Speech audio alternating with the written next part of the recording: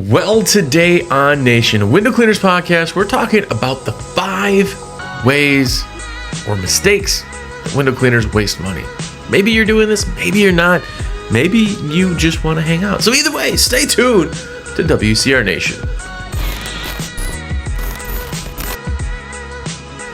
What's up, everybody? Jersey here from windowcleaner.com, and you are here. What is up? If it's your first time here, have a look around.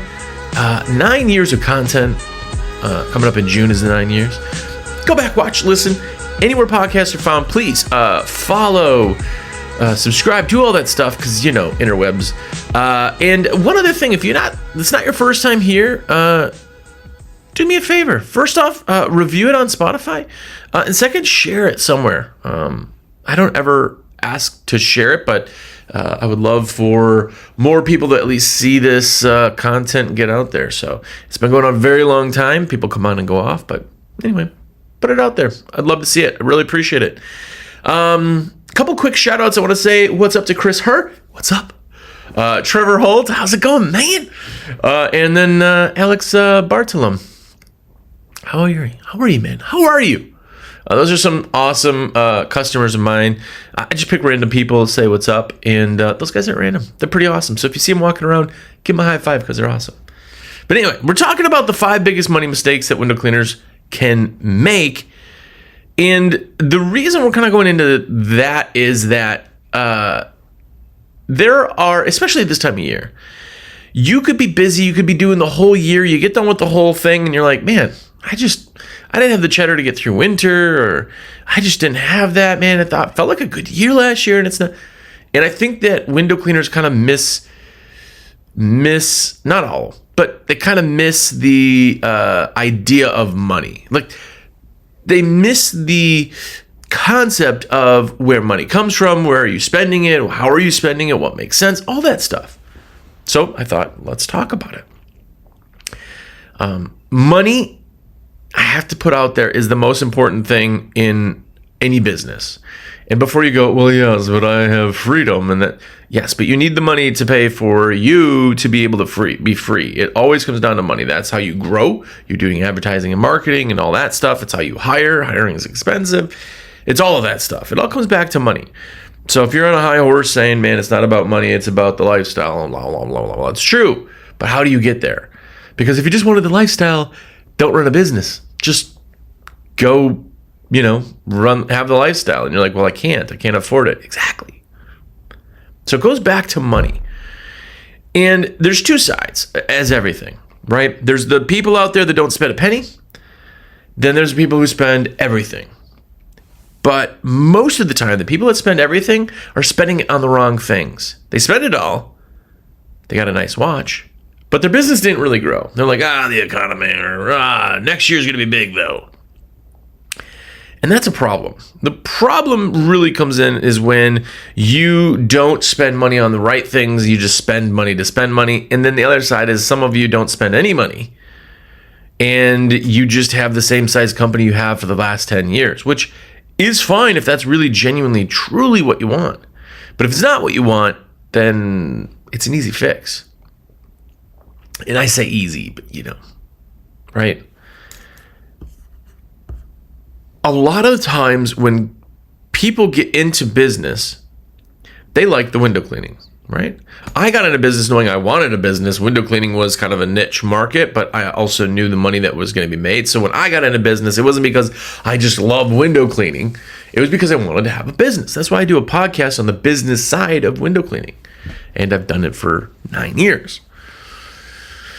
The business of anything can be successful. When you hear the stat that normies, 9-to-5ers say, they go, 90% of businesses fail. That's because 90% of business owners or people who start businesses shouldn't have ever done that. There has to be owners and there has to be employees. That's just the dynamic that has to be. But you understand, when you're running a business, it is all to maximize profits, and then what you do with that is up to you. When you talk about growth or you talk about stability, and growth in numbers is cool. Absolutely, I'm going to put this on there. This is going to be my t-shirt when I'm buried, I swear. But net is for show. No, sorry. Gross is for show. Net is for no. Gross is for everybody else, right? How much did you guys make last year? Oh, we did $713,000. No. How much did you net? Oh, I don't know. Probably 500 of that. You're guessing, right? You need to know numbers. But you also need to know that where profits come expansion and more jobs and marketing and all that stuff. And here is the fun truth. And the first thing I want to talk about is pricing the work. Too many people, this is more of a new issue that translates in this particular one. But when you're new, you go, well, I don't know enough. I have imposter syndrome. I can't charge $125 an hour because I'm new. So I'm going to underprice my jobs. And then you get stuck in the underpricing thing because now all of a sudden you're not confident in anything. You can't sell a job. You can only sell it because it's cheapest. You got nothing else of value to put out there, right? And then you go, well, yeah, but there's no way you make money in window cleaning. No, you can't because you're doing it wrong. There's so many people out there who, I mean, the average in the industry is $125 an hour. How much are you making an hour? And I'm talking about every hour of the day. If you are gone or your guy is gone from 9 in the morning, he gets back up 5 at night. How much did he make? If you tell me and you're like, well, he got back, there was a lot of drive time, there was some traffic. Okay, so then that wasn't put into that. He didn't make that. He only made like $70 an hour. What are you going to do with that, right? But underpricing jobs doesn't win jobs unless price is the only thing you're talking about. And it is almost impossible for you to go, you know what, I'm going to start off with half price and then expect people somehow, oh, wow, this is so much cheaper. I go with that. But that's not how you buy anything. But yet somehow you think that's how it's going to work.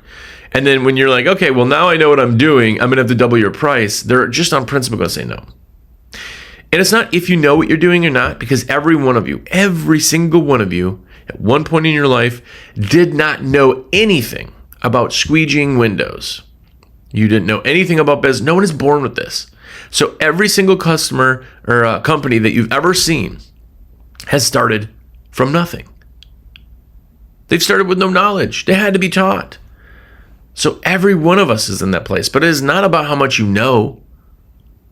It's the end job. Do you leave the windows clean? Well, if you do, or somebody who's been doing this 20 years does, you both left it clean. So in your head, don't minimize that and underprice to get a job. First off, we don't sell Band-Aids. Like we're not Walmart of grocery stores where you go in and you're like, yeah, it'll be cheap, but I have to deal with like crap on the floor and angry people and right. This isn't that. This is an end result. And if I had a magic wand, I'd still charge you the same. Because that's what I charge for this, right? Waterfed doubles your time. Nobody's charging less for waterfed. Where it comes into play is not only can I be there, but now I can sell the points of how safe it is. I can sell the points about how, your insurances and everything don't change. I can tell you about how, I can save you $1,000 because I don't have to get a lift in here. But you're not changing the hourly price just because I have a better tool, right? Underpricing jobs to win work or thinking that absolutely the biggest mistake, one of them, that you can make. And remember before I said that gross is for show and net is for no, right? Gross is what you tell other people. Net is what actually means something. Because Amazon, who is now one of the biggest companies on the planet, at one point was losing billions a year. They were making a ton of money, but they were losing money. They didn't have any profit. So it's like, oh, well, I have a successful, we do $100 million a year or whatever it was. And then you look at that back and you go, yeah, but you didn't make anything. You lost money. Like you would have made more money at that time. Not now, obviously. But you would have made more money by not doing anything. I've had guys do that where they're talking about it. And they're like, yeah, I do this one job and I do it because I get some other work from them. And, it ends up not really translating. And we ran the numbers. They literally lost money. By doing the job, they came out negative because they ended up paying their staff more than they actually made on it. And it's like, man, you would have made more money by not doing that job at all. Like, that's not even including the loss and you could have been doing something else, right? So going back to that and tracking profitability is huge. You have to know what's actually going on. The most successful companies know the ins and outs of the company. I got a guy I talk to all the time, super, super smart kid. He knows, you could ask any question about his company, he knows real numbers. It's not those guys you're like, oh, what'd you do in this? Oh, 100,000. That was never, you've not had $100,000 come up in anything, net, gross, anything. That number is too perfectly even. You don't know then. I want the real number. Is it 101,317? Like, know your numbers, not guess. Here's the question. How's business been? Good. That's subtleties that don't get anybody anywhere. That's literal babble. It's like saying, how about this weather, huh? The Mets are playing tomorrow, huh? It's just filler text. It's filler talk. If I say, how's things? How are you? How's business? I don't want you to be like, well, we are in a loss right now. We got 2 months of loss right now as we're building up. And you're going, are we having a conversation? It's awkward, right? They want you to be like, good. Loving it, right? You have to track that. You have to know the profitability because here's the thing.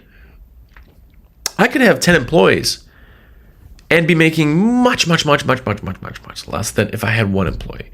And here's the dilemma that people who don't have employees get into. They go, well, if I have employees, I can make more money just doing this myself. No, that's not possible. Yeah, employees are expensive. I know that. But you understand that it's about hours of the day. Like if you're going to work 8 hours a day, you can only work 8 hours a day being you. If you had 10 people, you could work 80 hours a day. Don't tell me that it's more profitable for you to work by yourself. Now, is there less headaches? Absolutely. If you want to work just by yourself and you just want a stronger company, all this stuff still absolutely applies. But you can't tell me in real honesty that you make more money overall by doing it yourself. You just don't, because it's impossible. If you had 1,000 employees, you're telling me you only break even on employees? Well, A, your hiring sucks. Your company is not doing great. You don't have the systems in place. And you're not training them. I mean, there's a lot of things if that's really what's happening, right?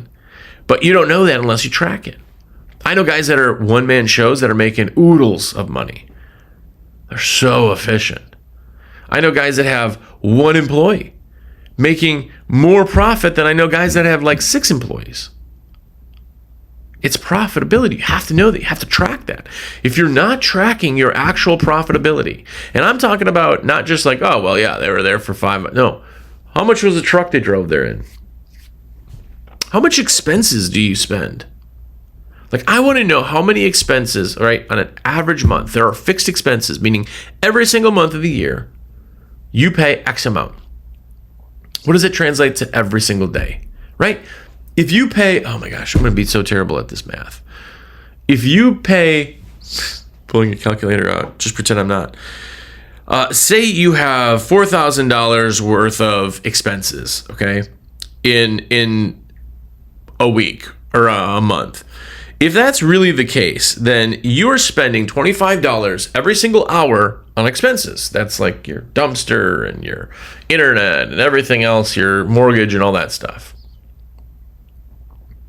Every hour, $25 goes towards your expenses. Now, this is fixed, and this is the fixed expenses no matter how many employees you have, because that number, of course, will go up, right? So it just means as an hour, you bring in $25. That pays for it. So if your tech is coming in, you have one guy, $4,000 expenses, and you have one guy, he's doing $50 an hour, you're like, yeah, it's pretty good. He's bringing in $50 an hour. How much do you pay him? With taxes and everything, I guarantee it's more than the $25. You're losing money. If you had an employee that was in there with taxes and everything, even if you paid the employee $20 an hour, he brought in $50 worth of work, you're losing money. Now, that's an exaggerated thing because I'm bad at the maths, but you know what I'm saying. Look at those expenses. Look at the entire profitability side, and do not do this at the end of the year and go, well, my tax person said, I want this tracked all the time. And if you do that, you know exactly what's going on. You know when things are going up. You know when things are going better. You know where your pricing is. You know everything. He's the finger and the pulse and looking behind it. I love spreadsheets for that because numbers do not lie.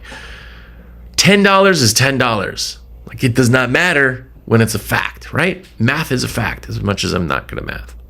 But with that all being said, is that you can track profitability, you can track fixed expenses, you can track where you're at. If your profitability for the day and hour, and if you're not using, like, say, Jobber automatically tracks this. So if you're already using Jobber, do that. You can track, you literally know your profitability at the end of the job with who is the techs that are on that job. It's insane. But on the opposite side, if you're not doing that, just pull that up, figure out what you're looking at, and you can see where you're actually profiting.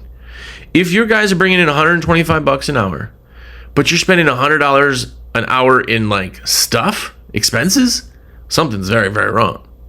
Now, obviously, I can't imagine anybody spending $100. I don't know what you're doing unless you're driving Lamborghinis to the job or what. But if that was happening, you'd look at it and go, well, the 125 is not happening. That's not good, right? Now we need to raise prices. We need to do something. I got to get these guys faster. Because there's two ways. You can be faster, or you can raise prices. Raising prices across the board, being faster as an individual. You may have somebody who's really fast and somebody who's really slow. I want to get the slow person up to the fast person. If not, they're just not made for this. We're in a high-paced industry. You want to be high-paced. If you're just pokey, it's just not working.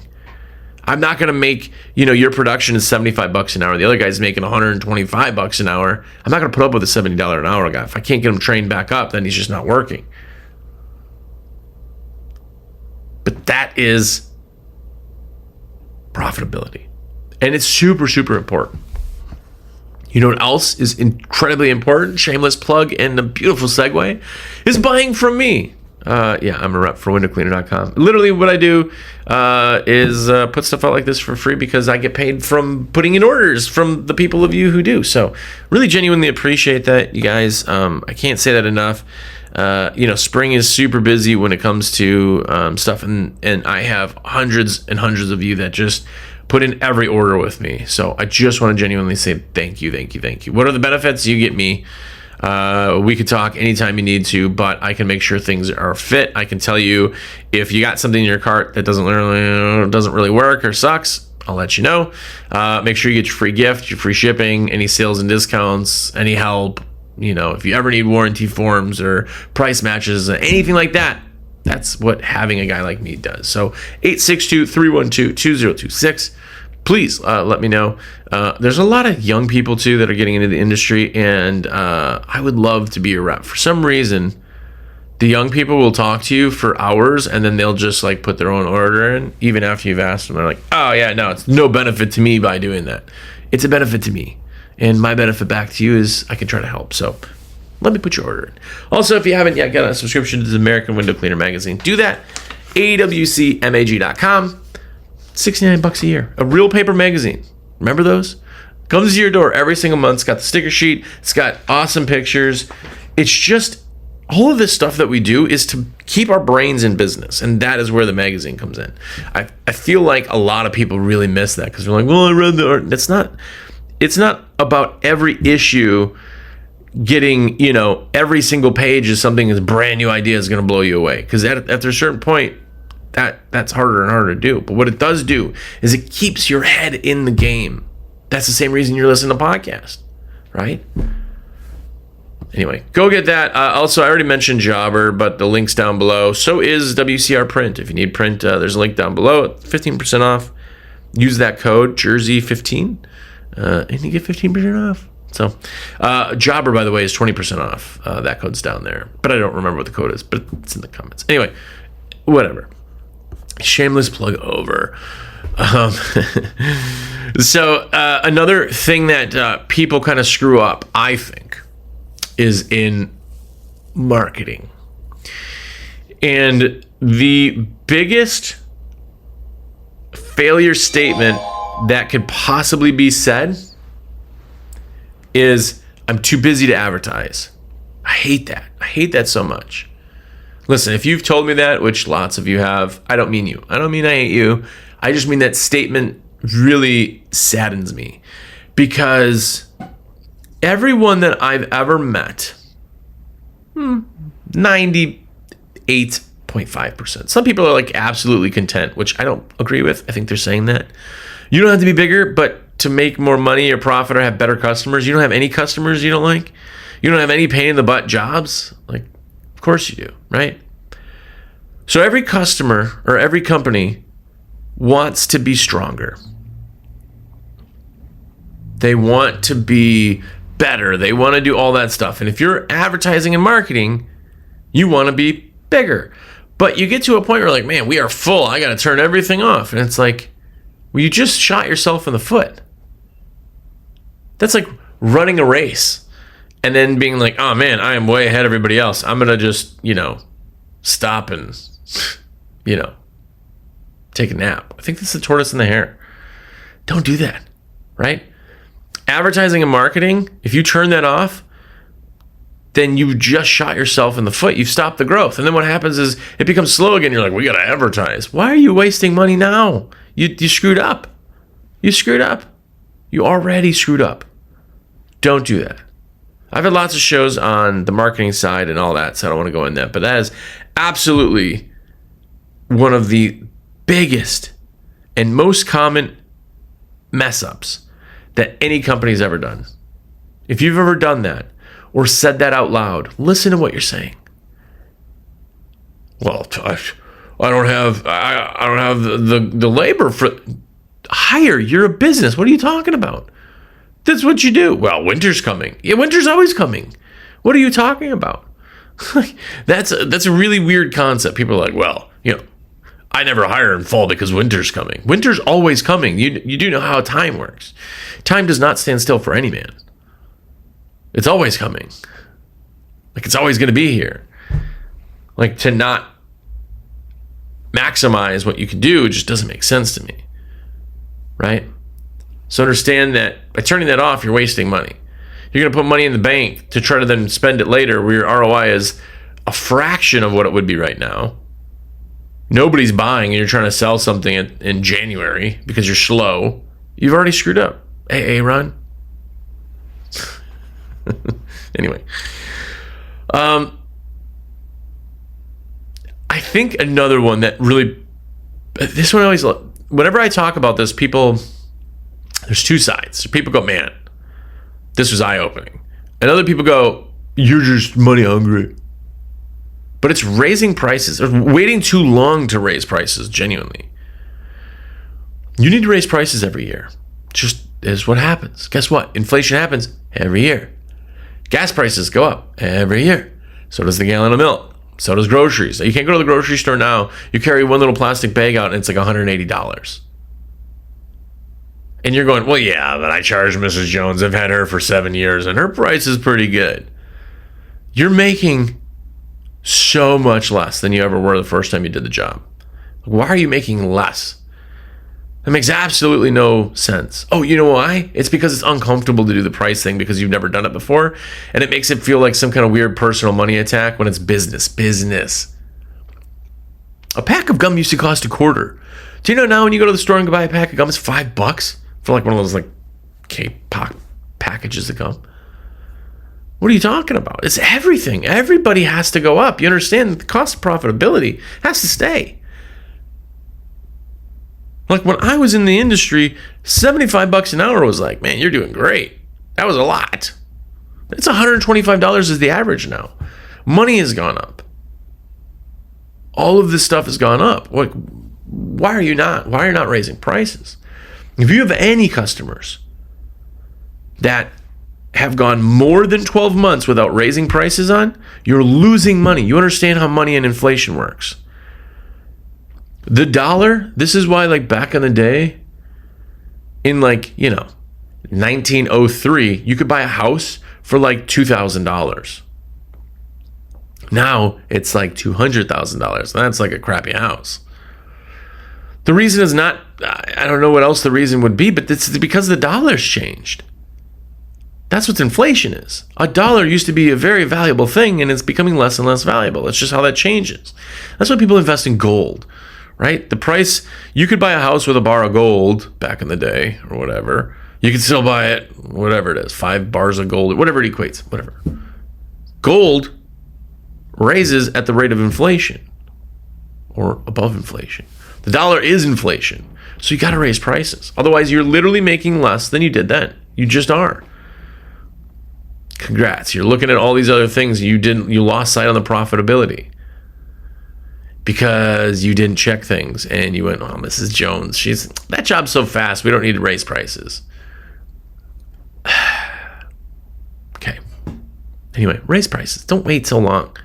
It sucks. It's uncomfortable, but once a year, beginning of the year, everybody's prices goes up 2% above inflation. I've done shows on that. Watch it. My opinions, I'm just some dummy, so maybe. And the last thing that I think people realistically screw up is that they pay themselves almost like an employee instead of an owner. Now, when you get over a certain dollar amount, it makes sense to be an S corp filing as, you're an LLC that's filing as an S corp. That is a tax way that you want to file when you're making over, $150,000 a year or something. That's what they're paying yourself. Okay, it changes your tax from 30% on everything to 30% on pay and 15% on deductions or distributions. That's huge. But above the tax side of things, so many people out there are like, well, I want a motorcycle. It's like, okay. So if you're paying yourself more when things are good, then how are you ever banking the money to go to the next step, to have a cushion? If you're in an area that winter really slows down and you're like, man, winter is rough, I'm so happy to get out of that. Okay, let's do this. Take winter. How much money, we just figured out how much money it costs me every month for bills. Every month. What's the static cost? Because obviously if employees work more than labor's there, but you're getting in money coming in. But what's the static cost of your company? Is it $4,000 a month? Cool. This year, your goal, because I said so, is going to be that you save $12,000. Put it in an account. That account is special, and it's called winter. It doesn't have to be you taking $12,000 right now. Just start putting money in it. What does your winter start? Is it 3 months? Okay, it starts December 1st. Okay, by December 1st, save that much money. What does it look like? Okay, well, why would I do that? Because now that winter starts, you go, hey, no matter what happens in winter, I have my expenses covered. And it's in a special account that's only for that. I don't have to take it out of my other one and not get my kids Christmas presents because it's in a special account. If I have work and my work pays for everything, I don't have to pull out a dime. If it is the worst winter of all time, I have a cushion. Now I don't have the worry. You can't do that if you pay yourself everything. If you take all of it, you just take all of your money, you're not investing anything back in the company. If you fix your pay, right? If you say, okay, I'm going to pay myself $100,000 a year, whatever that number is, then that is fixed. That means that in the month, say in May, you make $100,000 in May, say. You don't make yourself a big pay check in May. What you do is you take that, pay yourself a bit of it, put the rest of it in the main account, because then guess what? Your pay through the winter is now fixed. You know what you're making all the time. That's handled. You can now know by what's in there, what prices and costs and pay there is to what amount is profit in the company. If you decide that at the end of the year you want to do distributions to take profits, fine. But you need to leave a cushion. What does that cushion look like? The cushion needs to be enough that you never have the worry again. Never have the money worry again. You never have the stress again on it. You never have any of that. What if you did that? That's the big piece, right? If you put all that out and all that together, then you're not having to worry about the extra stuff that comes into the other side. You're paying yourself like a business owner who has a business. If you just pay yourself everything and take everything and go and buy that brand new Harley because you made a couple extra bucks and you got nothing else to invest back in the company, you got nothing for the rainy day, you forget that winter comes, you forget that there is rain, you forget that there's problems and the transmission goes, and having all the profits dedicated as a profit versus your pay is a huge mindset. There's companies that have $100,000 in the bank. They're still paying themselves like they normally do, but guess what? No matter what happens, they're covered. They're covered. Are you talking about strength of a company? That's it. Don't treat it like your personal bank account because you're a business owner. Anyway, I'm off my high horse. Dude, it's getting warm, finally. I know. If you're watching the video, I'm wearing a sweatshirt, so I get it. But I'm always cold. But it's getting warm. Spring is here. I'm so absolutely happy. Genuinely, you guys have been killing it with orders this year already. I mean, it has been huge. I just want to say thank you. I said I put in a ton of people's orders. You guys really trust me with doing that, and that's absolutely amazing. All you have to do is text me. I can put your order in too. Please do let me do that. But if I could say thank you to everybody, I would, and I can't put everybody's name on here. But I picked 3 random people, and hopefully that's you. By the way, if you're still listening, let's put the word in. The word to comment on Spotify, or if you see this posted on Facebook or anywhere else, the word of the day, so I know you've listened to this long, is glass. You can comment something else, but put the word glass. I want to know. I want to be able to respond back and be like, yeah, buddy, because I know you've already listened this far. So anyway, glass is the word. Please let me put the order in. If you guys haven't yet, get a subscription to the magazine, because that would be absolutely amazing. Really, I see every time people put orders in for the magazine. awcmag.com. Get the subscription. Literally just invest in the industry.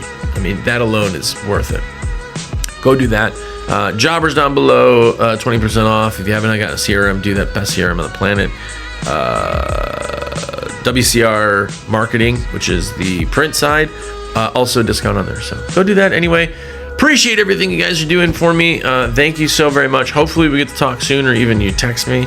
More importantly, know your numbers. But until next week, go out there and be epic.